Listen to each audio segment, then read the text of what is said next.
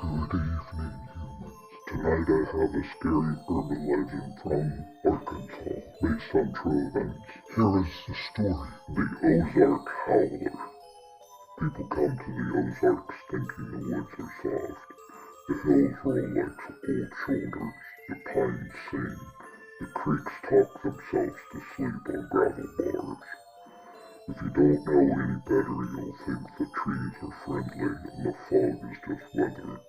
I used to think that too. My name is Cole. I guide solo hikers and out-of-towners along the hollowed-out trails that spiderweb the Boston Mountains, down where Arkansas keeps its secrets.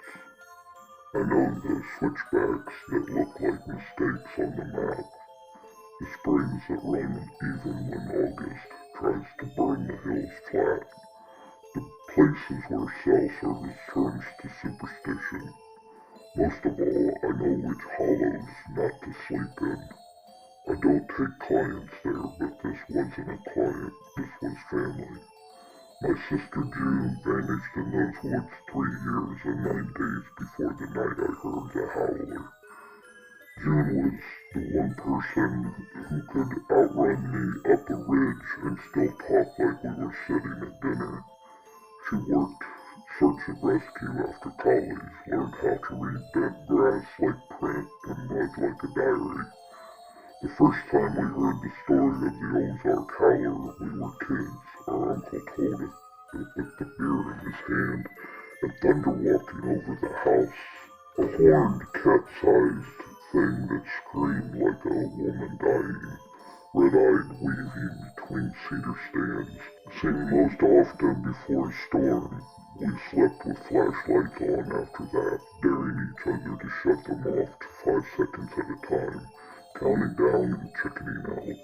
Then June was the one who disappeared. She was off duty hiking alone to clear her head after a call that hadn't ended well. Her GPS app lists last ping near the place the locals call Devil's Elbow, where the trail hooks around the limestone bluff and the creek boils white. The deputies searched grid by grid for a week, then for another week, then they stopped. I kept going until my boots gave up. I still go out there every year on the same week. I camp light and quiet and try not to give the forest anything to hear. That year the storm came early. By noon the sky had boarded up. Wind ran its fingers through the oaks. The smell moved from leaf rot to electric wet iron, the way it does when lightning is teaching the ground a lesson. The creek spoke a little louder. The birds practiced evacuation routes. I pushed past Devil's Elbow, telling myself I would make camp at Clear Branch and ride the weather out there under rock. That's when I saw the antlers. They were wedged in the crook of a sycamore, like someone had thrown them high and left them to dry. 10 points, bleach. Chalk white, tips as clean as butcher's knives. Only they weren't deer antlers. They curled forward like rams. My first thought was poacher art. People hang strange things in the hills, but when I reached up with my trekking pole to nudge them, the wood under my hand pushed, not a lot, like a bird under a towel. The forest went very quiet. I stepped back slow and did the thing you do when every hair on your arm stand up. I pretended I wasn't afraid. I kept moving, boots whispering over last year's leaves. Eyes up and down in the old sourweep, canopy to ground, ground to canopy. I told myself a story about some kid wiring up a prop to spook hunters. I told myself a lot of stories and didn't believe any of them. Clear Branch was already dark when I got there. The rock shelter bent over the creek like a board bag. The water was thin, skin of foam, and kept trying to tell me something I couldn't translate. I set my stove under the lip, heated coffee I wouldn't drink, spread my bedroll in the driest place, and sat with my back to the wall. The wind climbed down the hill on all fours. The first fat drops of rain hit the leaves with the sound of small things fleeing. I pulled my jacket tight and waited for the storm to commit. It did all at once. Rain through nails, lightning cracking the woods into Polaroids, thunder rolling end to end like a freight train with no engineer. The shelter shook. The creek rose like a trick question, and then I heard the howl. I have heard bobcats scream like they were trying to give God nightmares. I have heard coyotes discuss strategy. I have heard feral hogs laugh like drunks. This wasn't that. It began thin and soft, the way a kettle starts to talk to itself. When it's almost at boil, then it opened wide and bright and human, and strung itself along the hills of a line you could hang laundry on. It climbed the scale like a ladder missing rungs, and then fell off the other side, breaking itself on the rocks at the bottom. My molars hurt, my eyes watered, my hands went idiot cold. The rain hushed. For one long breath, the forest listened to itself. Then something moved in the trees above the shelter, not a step, a slide, not weight on leaves, weight above them. I killed my headlamp and let lightning be my camera.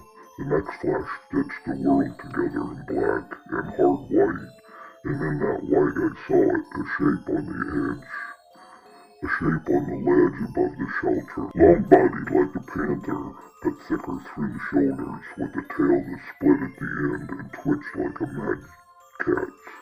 Its head turned towards me and two eyes caught the light and did not throw it back like an animal usually does.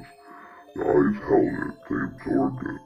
When the dark slammed back down, the after-image stayed like I had stared at the sun. Horns curling down from the skull, not deer antlers, but real horn. Paneled and cold, I could smell it now, wet fur and copper. The mineral stink like something dragged from the bottom of a well. The thing paced more above me, claws clicking on limestone, a patient metronome. Back and forth, instinct. Every instinct I owned told me to run. Every memory of the elbow, of June's last pain, of bad decisions in the rain said, don't you dare. June, I heard myself say, which was high, ridiculous, and the storm laughed electric at me. The howl came again, nearer, and the hair on the back of my neck tried to leave town. I did what my uncle always said to do when your nerves outrun your brain. I made a list.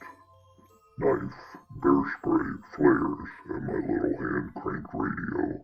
The one I carry for weather updates when the sky goes to war. I cranked until my palm burned and the radio coughed out static. Until under the static I heard breathing, not mine, not animal breathing, like something trying to remember how. Thoughts are flexible when your heart is ringing. Put the radio down dead gentle and dug out a flare. If I shot red fire into the rain, it might leave if it was the kind of thing that left. If it wasn't, then at least I'd know which way to run when it jumped. I pulled the cap, struck the bead. The flare streamed awake, a column of chemical sun.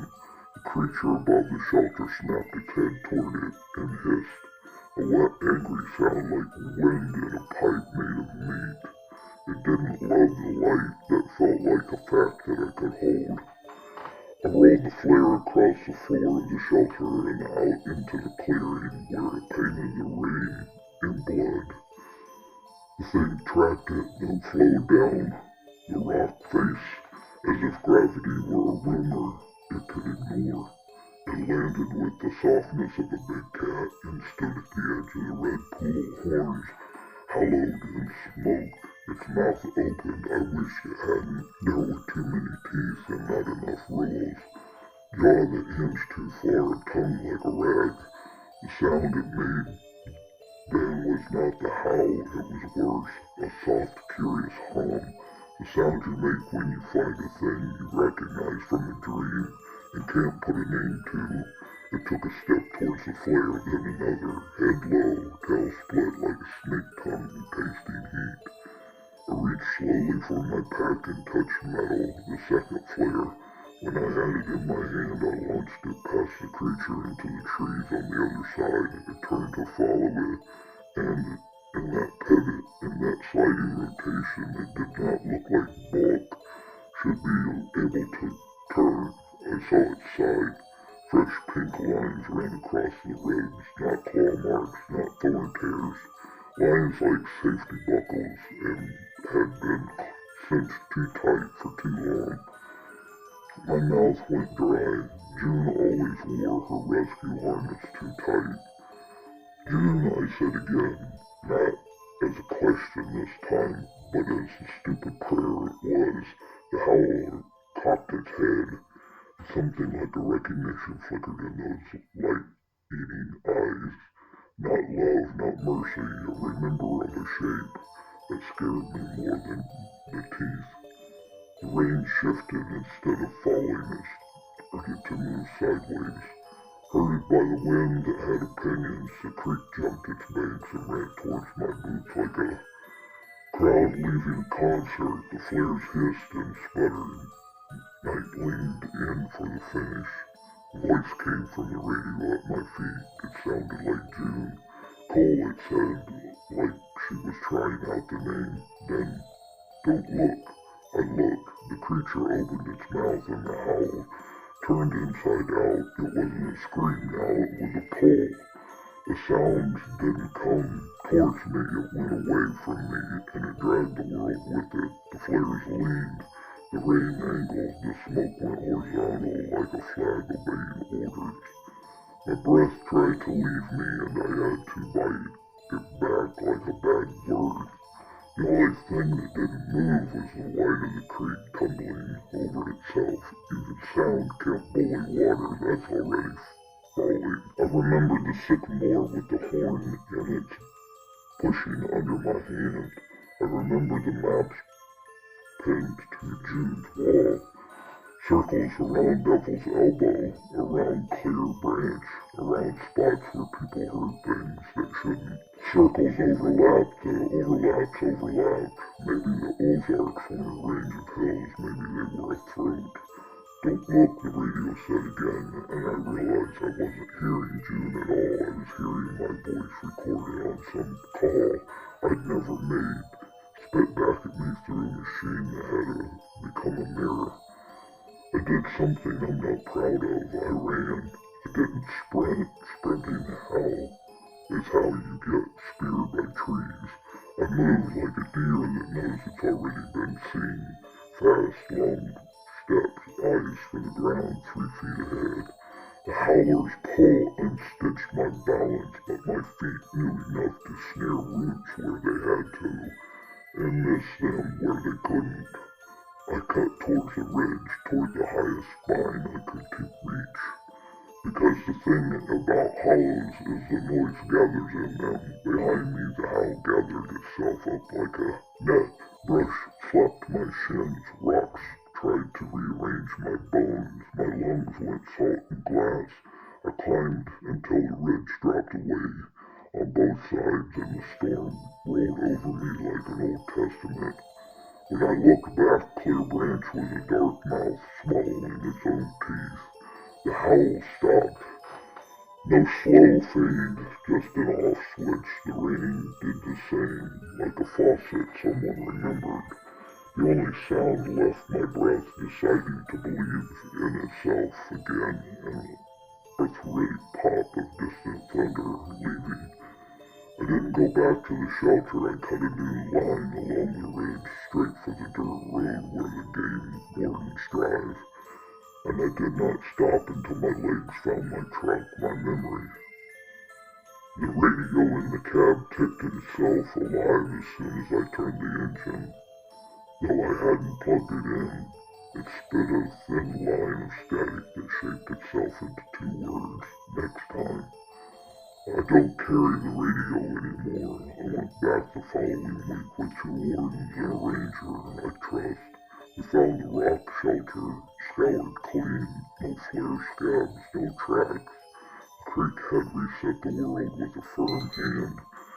I climbed to the sycamore and found the horn had worked itself free of falling into the leaves. It wasn't bone, it wasn't wood. When the ranger tapped it with his knife, it rang like a cowbell with a cold. We left it there. You don't pick up something the hill wants to keep. I still guide people come to the Ozarks to be healed by trees they don't know how to listen to.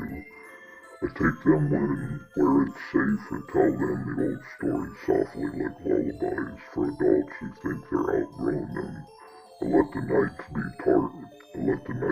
dark because that is how nights are honest. When the wind comes in from the north, we camp high. Sometimes once in spring, twice in fall, I hear the howler pacing the ridge across the valley. Sometimes I smell wet iron on a day that isn't rain. Sometimes when the storm has a particular taste, the radio in the kitchen coughs once like an old dog and I turn to face the wall. I have not told my mother what I think happened to June. I don't have a sentence for it that won't ruin her. Maybe there isn't a sentence, maybe there's only the story and the knowing and the way the hills make a shape out of a person. When the maps run out of lines, if you come down our way with your bright new boots and your plans, I'll show you the water that never runs dry and the bluffs that catch fire at sunset. I'll show you how to hang your food bag and where the barred owls argue like drunks. But if the night goes quiet all at once and the air shifts from leaf to iron and you hear a kettle scream that turns into a woman falling through a staircase of her own voice, do not answer it. Do not look towards the lowest place. And if you find horns stuck in a tree, do not touch them to see if they are real. They are. Did you find that creepy? If you did, like and subscribe. Have a scary night and spooky nightmares.